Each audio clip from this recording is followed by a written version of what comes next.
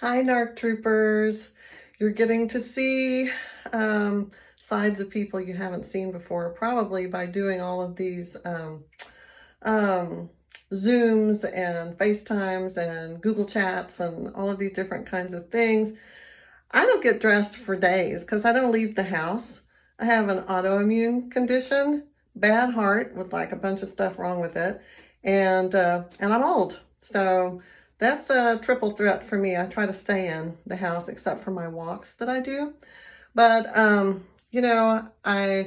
not only do I not dress, I don't put on any makeup and I don't get fixed up. I know you can compare the pre-pandemic videos with the ones that have been made since all of this happened. And it's like looking a little different, but this is what it is. So embrace that. I went on a walk today with someone who said, I have on long pants and I'm really hot, but I just don't feel good about my legs. And I thought, well, I want to have some sun on my legs. So even though they're not perfect, they're okay. I love them and they take me where I want to go. So I'm going to respect them. And if they want some sun, they're going to get some sun. Yeah. Anyway, I just got out of the shower and I want to talk to you about something really quickly.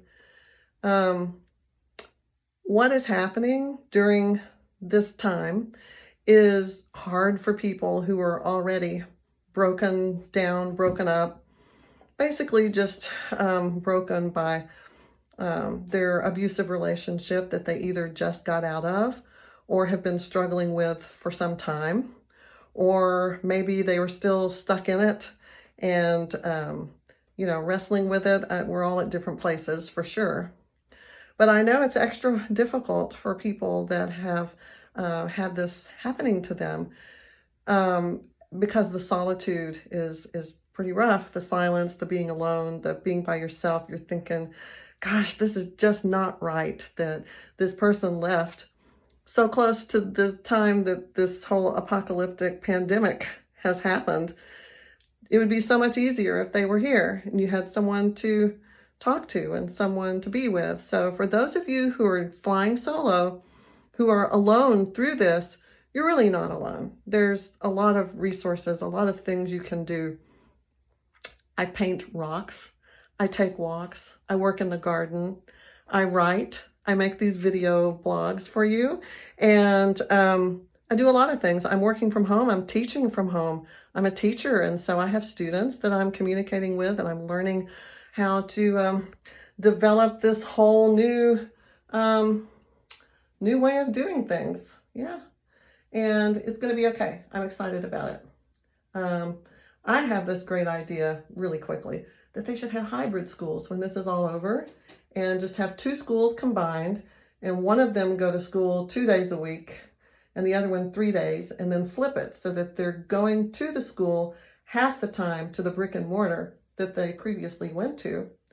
And then the rest of the time they're doing distance learning from home. And that would be great. It would save a small fortune. It would be safer. It would be more practical. Yeah, they should make me education czar instead of that crazy lady. But that's another story. Let's not get political. I want to say that you're going to hear different things from different people in the way that they deal with this. In my own, I don't really have a family. I'm somewhat of an orphan, but of the people that I talk to, and my children, there's a huge difference between how they each take this. Some are extremely on one end, minimizing it, saying, yeah, this is going to be over in no time and back to normal with all of our regular activities. And then the other one is like, no, the world is like gloom and doom and major, like, the ones, they're coming for you. They're coming for your everything. Y'all see that video about how they're coming for your chillin'? They're coming for your wife, hide them in the house. Y'all should look that up. It's almost as good as the one with the little girl who says, look at all those chickens. Look that one up too. It'll make you laugh. Anyway. Okay, so my hair is, all right. So what I want to say Let's try to stay somewhere in the middle. If there's any time to be a centrist, it's now. Be cautious, be careful. Don't be reckless. Clean off your grocery supplies before you put them in the refrigerator. Wash your hands, do it 20, 30 seconds. Sing the appropriate song that you need to sing. I suggest Rihanna or Bob Dylan.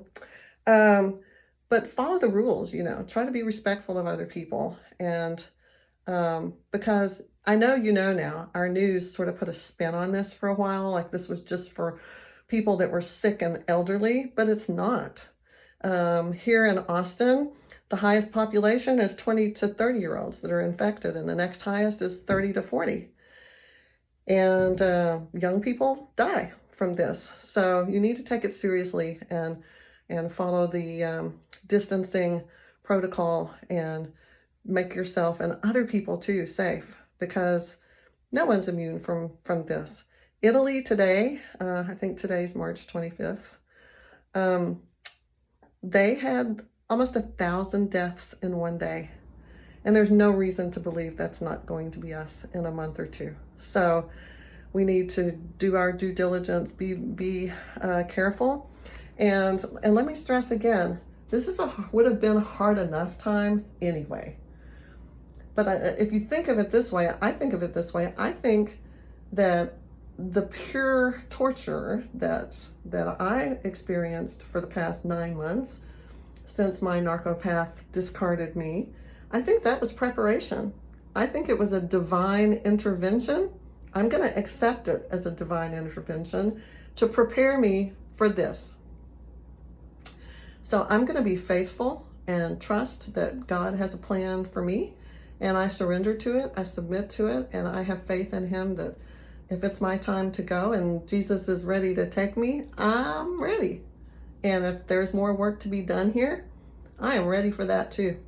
Because, all my life I've been a warrior against ignorance, against selfishness, against all kind of things. And even though I myself have been guilty of those things from time to time, no one's perfect, right? But we admit it when we make a mistake, and then we do better next time. We try not to hurt anybody. We try to be careful and lead our life in a careful way.